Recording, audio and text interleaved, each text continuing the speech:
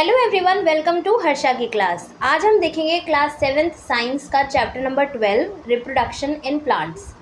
To produce its kind is a characteristic of all living organisms. सभी living organisms के पास एक quality होती है, कैरेक्टरिस्टिक होती है। लिविंग ऑर्गेनिजम्स मतलब उसमें प्लांट्स भी आ जाते हैं, ह्यूमंस, एनिमल्स, माइक्रो ऑर्गेनिजम्स, जितने भी जीव हैं सभी अपने जैसा एक न्यू इंडिविजुअल बना सकते हैं।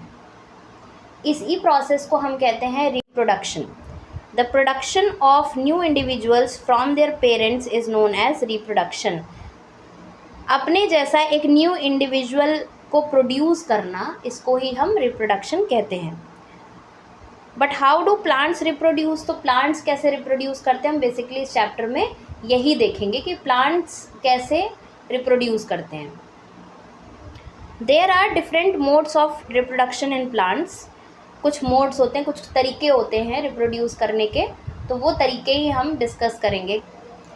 Modes of reproduction. Most plants have roots, stems and leaves. These are called the vegetative parts of the plant. इस पूरे प्लांट को हम दो भाग में डिवाइड कर सकते हैं, ऐसे कह सकते हैं।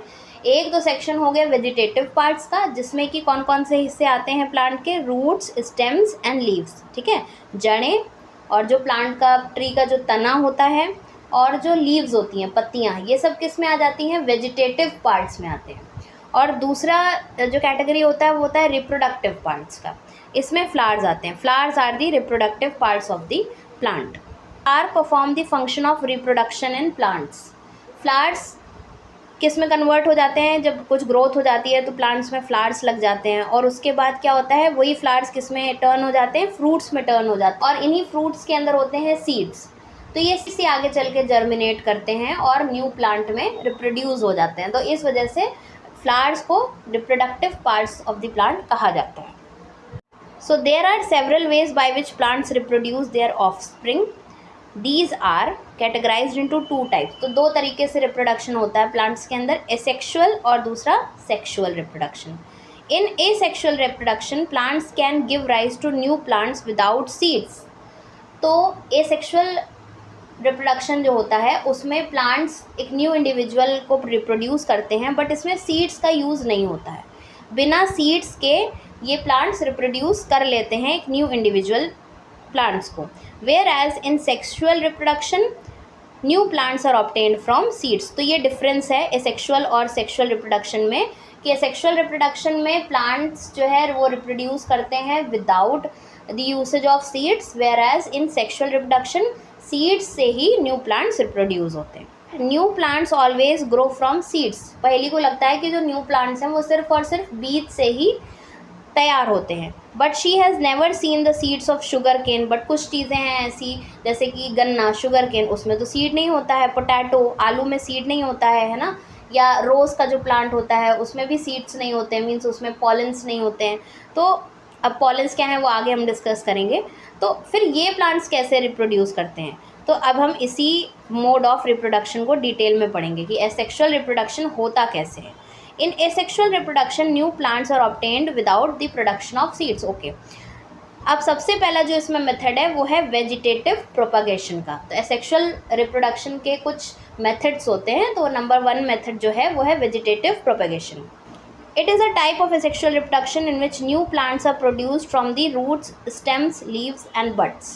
तो ये एक टाइप का एसेक्सुअल रिप्रोडक्शन होता है जिसमें न्यू प्लांट्स तैयार होते हैं किसकी हेल्प से, रूट्स, स्टेम्स, लीव्स और बड्स की हेल्प से। रूट्स जड़ें, स्टेम्स लीव्स है ना, तना पत्तियाँ, और बड्स मतलब कलियाँ। तो ये सारी चीज़ें क्या हैं, ये vegetative parts of the plant. इनका यूज़ करके किस तरीके से न्यू प्लांट्स को रिप्रोड्यूस करा जाता है वो हम देखते हैं। और इस तरीके से जब रिप्रोडक्शन होता है उस रिप्रोडक्शन को हम क्या कहते हैं, method of vegetative propagation. Cut a branch of rose or champa with a node. This piece of branch is termed as cutting. Branches को एक कट कर लिया जाता है, मीन्स एक छोटा पीस काट लिया जाता है इनके ब्रांचेस में से, इसी पीस को हम कहते हैं कटिंग। और इस पीस में नोड होना ज़रूरी है। नोड क्या होता है, is a part of stem or branch at which the leaf arises. मतलब वो पॉइंट जहाँ से लीफ निकलती है, जहाँ से पत्ती निकलती है, किसी टहनी में जहाँ से पत्ती निकलती है, जैसे ये टहनी है और इस टहनी में इस जगह से पत्ती निकलना शुरू होती है। तो इस पॉइंट को हम क्या कहते हैं, नोड कहते हैं।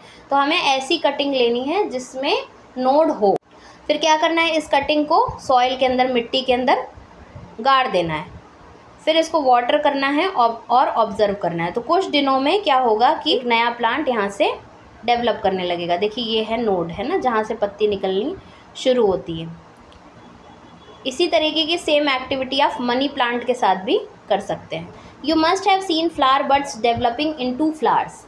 तो जो कलियाँ होती हैं वही आगे डेवलप हो जाती हैं फ्लावर्स में। अपार्ट फ्रॉम फ्लावर बड्स, तो फूलों की कलियों के अलावा भी कुछ और भी कलियाँ होती हैं, बड्स होते हैं। There are buds in the axil, यानी point of attachment of the leaf at the node. जहाँ से नोड और लीफ अटैच होती है वहाँ पे क्या होता है, बड होता है। उस जहाँ से लीफ और नोड जुड़ी हुई है उस पॉइंट को हम क्या कहते हैं, बड कहते हैं। These buds are the vegetative buds. ये जो बड्स हैं ये फूलों वाली बड्स नहीं हैं, ये वेजिटेटिव बड्स होती हैं।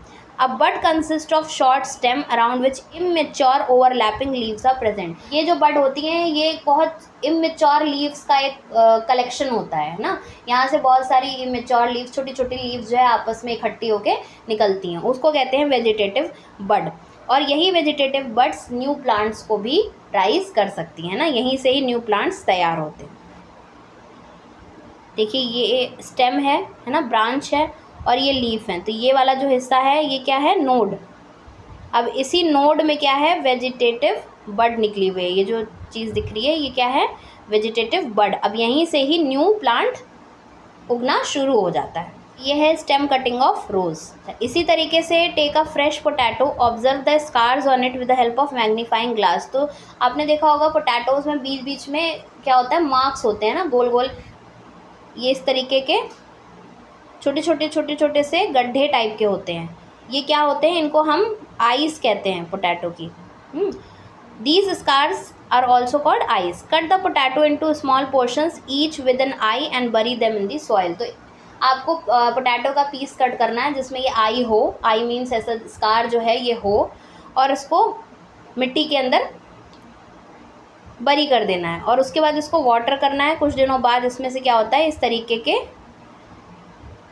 आपको स्ट्रक्चर्स दिखने शुरू हो जाते हैं और यहीं से ही न्यू प्लांट निकलना शुरू हो जाता है। यही सेम कंडीशन जिंजर में भी देखने को मिलती है। ब्रायोफाइलम एक तरीके की लीफ होती है जो अगर मिट्टी में गिर जाए, है ना, मिट्टी में अगर मॉइस्ट सॉइल के ऊपर गिर जाए तो इसकी हर एक, जहाँ पे ये मार्जिन्स होती हैं ना, ये जो लाइंस बनी हुई हैं, हर एक लाइन के पास से न्यू लीफ निकल सकती है। Leaf of Bryophyllum with buds in the margin. तो इनकी मार्जिन में ही बड्स होती हैं। तो ये एक तरीके की लीफ होती है जिसकी हर एक लीफ से न्यू प्लांट अराइज हो सकता है। कुछ प्लांट्स के रूट्स से न्यू प्लांट्स अराइज होते हैं, like roots of sweet potato and dahlia.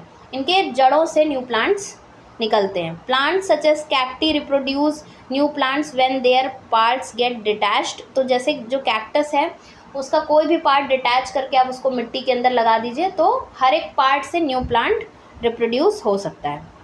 Plants produced by vegetative propagation takes less time to grow and bear flowers and fruits earlier than those from the seeds. तो vegetative propagation से जो plants उगाए जाते हैं वो बहुत जल्दी grow कर जाते हैं, वो उनको कम समय लगता है ग्रो करने में, और उनमें फ्रूट्स और फ्लावर्स भी जल्दी तैयार हो जाते हैं। Plants are exact copies of parent plant as they are produced from the single plant. और इसमें सिर्फ एक ही सिंगल प्लांट से ही रिप्रोडक्शन हो रहा है। तो जो न्यू प्लांट बनता है वो एग्जैक्टली सिमिलर होता है पेरेंट प्लांट के। जो मतलब जो क्वालिटीज़ पेरेंट प्लांट में है उसी तरीके की क्वालिटीज़ बेबी प्लांट में भी देखने को मिलती है। नेक्स्ट जो मेथड है वो है बडिंग। अभी हमने देखा वेजिटेटिव प्रोपगेशन। नेक्स्ट जो मेथड है वो है budding. You have already learned about the tiny organisms like east. ठीक है, ईस्ट बहुत छोटे ऑर्गेनिजम्स होते हैं जो कि माइक्रोस्कोप से देखे जा सकते हैं। These grow and multiply every few hour if sufficient nutrients are made available to them. उनको जो कंडीशंस चाहिए ग्रो करने के लिए, मल्टीप्लाई करने के लिए, अगर वो कंडीशंस उनको मिल जाती हैं तो ये इस तरीके के जो ऑर्गेनिजम्स हैं, ईस्ट है, ये बहुत जल्दी ग्रो करता है। मीन्स ये हर घंटे ग्रो करते हैं। तो ये किस तरीके से रिप्रोड्यूस करते हैं ये देखते हैं। इसके लिए एक एक्टिविटी गिवन है। Take a piece of yeast cake or yeast powder from a bakery or chemist shop. Take a pinch of yeast and place it in a container with some water. तो yeast लेना है थोड़ा सा और उसको पानी के साथ ले लेना है एक कंटेनर में। अब इसमें शुगर डालनी है, क्योंकि ईस्ट जो है वो शुगर पे ही काम करता है, मतलब जब तक शुगर नहीं आएगा ईस्ट के साथ तब तक ईस्ट जो है वो आगे फर्मेंटेशन का प्रोसेस नहीं कर पाएगा। तो इसलिए शुगर डालना है उस कंटेनर में और फिर इसको शेक कर देना ताकि शुगर पूरी अच्छी तरीके से घुल जाए। Keep it in warm part of the room, जहाँ पे थोड़ा सा गर्म हो रूम में वहाँ पे रखना है। 1 घंटे बाद आप नोटिस करेंगे इसकी जो ड्रॉप है, इस लिक्विड की ड्रॉप को अगर आप माइक्रोस्कोप के अंदर देखते हैं तो कुछ इस तरीके से दिखना शुरू करता है, ठीक है। ये एक ईस्ट सेल है। अब उसके बाद जब ये आगे प्रोसेस होता है, मतलब रिप्रोडक्शन का जो प्रोसेस होता है उसमें क्या हुआ, अब ये देखिए यहाँ पे बड डेवलप हो रही है, एक हिस्सा अलग से निकल के बाहर आ रहा है, ठीक है।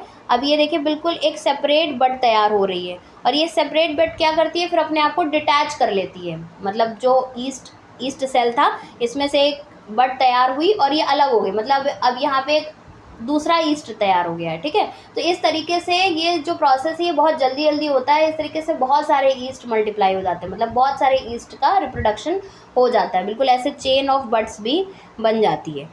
The small bulb like projection coming out from the yeast cell is called bud. ये जो प्रोजेक्शन निकल रहा है ना ईस्ट सेल से, इसको कहते हैं bud. The bud gradually grows and detach from the parent cell and forms a new yeast cell. तो ये बढ़ती है ग्रो करती है और फिर धीरे धीरे ये अपने आप को पेरेंट सेल से अलग कर लेती है, ये bud. The new yeast cell grows matures and reproduce more yeast cell. अब ये बड अलग हो गई, अब ये एक नया ईस्ट सेल बन गया, ठीक है। अब ये ईस्ट सेल भी ऐसे ही रिप्रोड्यूस करेगा, ठीक है। फिर वो जो निकलेगा बड वो भी नया ईस्ट सेल बन गया और ये जो पहले वाले ये तो नया रिप्रोड्यूस कर ही रहे हैं। If this process continues a large number of yeast cells are produced in a short time. तो वही बात है कि अगर ये प्रोसेस चलता चला जाता है तो एक बहुत छोटे से समय में बहुत सारे ईस्ट सेल्स रिप्रोड्यूस हो जाते हैं। ये हो गया second method of asexual reproduction. कौन सा? बडिंग। पहला देखा था वेजिटेटिव प्रोपगेशन। थर्ड मेथड हम देखने वाले हैं फ्रैगमेंटेशन का। You might have seen slimy green patches in ponds or in other stagnant bodies. Water bodies जो है जहाँ पे पानी है, like ponds, lakes है ना, तालाब या तालाब के आसपास की जगह या कोई ऐसी जगह जहाँ पे नमी रहती है, तो वहाँ पे क्या होता है, ग्रीन कलर के चिकने चिकने पैचेस आपको दिखाई देते हैं। ये क्या होते हैं? ये होते हैं एल्गी के पैचेस, ठीक है। काई जिसको हिंदी में हम बोलते हैं ना कि काई लगी हुई है, तो ये क्या होता है? एल्गी होती है। Algae grow and multiply rapidly by fragmentation. तो एल्गी कैसे रिप्रोड्यूस करते हैं, कैसे ग्रो करते हैं? By the method of fragmentation. And alga breaks up into 2 more fragments. देखिए यहाँ पे इमेज से आपको समझ में आएगा, ये एल्गा है, मीन्स एल्गी है, ठीक है। और ये 2 फ्रैगमेंट्स में इसने अपने आप को ब्रेक कर लिया, ठीक है। अब ये 2 फ्रैगमेंट्स 2 डिफरेंट एल्गा हो गए। अब ये भी अलग रिप्रोड्यूस करेगा, ये भी अलग ग्रो करेगा। तो इस तरीके से बहुत सारा ये रिप्रोड्यूस करते चले जाते हैं थोड़े से ही टाइम में। These fragments or pieces grow into new individuals। ये fragments क्या है? ये न्यू इंडिविजुअल्स हैं। This process continues and they cover a large area in a short period of time। तो अगर ये प्रोसेस कंटिन्यू ऐसे ही चलता रहता है और फिर ये थोड़े से ही समय में बहुत लार्ज एरिया कवर कर लेते हैं, मतलब बहुत लार्ज हिस्से में ये इसी तरीके के हरे हरे पैचेस से बनते चले जाते हैं, काई लगनी शुरू हो जाती है। ये हो गया third method which is fragmentation. Fourth method है स्पोर फॉर्मेशन। स्पोर फॉर्मेशन से कौन सा ऑर्गेनिज्म ग्रो करता है? फंगस ग्रो करता है। जैसे आपने एक ब्रेड लिया और ब्रेड को, मॉइस्ट ब्रेड को अगर आप रूम टेम्परेचर में छोड़ दीजिए, अगर मॉइस्ट वार्म टेम्परेचर उसको मिल रहा है ना, रेफ्रिजरेट नहीं करते हैं अगर ऐसी ब्रेड को, तो कुछ दिनों बाद आपको दिखेगा कि उस ब्रेड के ऊपर ग्रेइश कलर के कुछ पैचेस दिखने लगेंगे। वो क्या होता है? वो हम उसको एक लेमैन लैंग्वेज में बोल देते हैं ना कि ये तो ब्रेड ख़राब हो गई, इसमें फफूंदी लग गई। फफूंदी लग गई मीन्स इसमें फंगस लग गया। अब फंगस कैसे लगता है? फंगस कैसे रिप्रोड्यूस करता है? Bye the method of spore formation. देखिए कुछ इस तरीके का होता है ये reproduction through spore formation in fungus. तो इस तरीके से ये स्पोर्स अवेलेबल होते हैं इसमें। Spores are asexual reproductive bodies. Each spore is covered by a hard protective coat to withstand unfavorable conditions। तो spores जो है वो asexual reproductive bodies हैं और ये hard protective coat से, कवर से प्रोटेक्टेड रहते हैं, जिससे कि जो अनफेवरेबल कंडीशंस अगर इनको मिले, जैसे कि हाई टेम्परेचर, लो ह्यूमिडिटी, तो ऐसी कंडीशंस में भी ये सर्वाइव कर पाएँ और ईजिली जर्मिनेट कर पाएँ। Plants such as moss and ferns also reproduce by the means of spores। तो इसी स्पोर फॉर्मेशन के मेथड से ही प्लांट्स, कुछ प्लांट्स हैं, एक है मॉस और दूसरा है फर्न।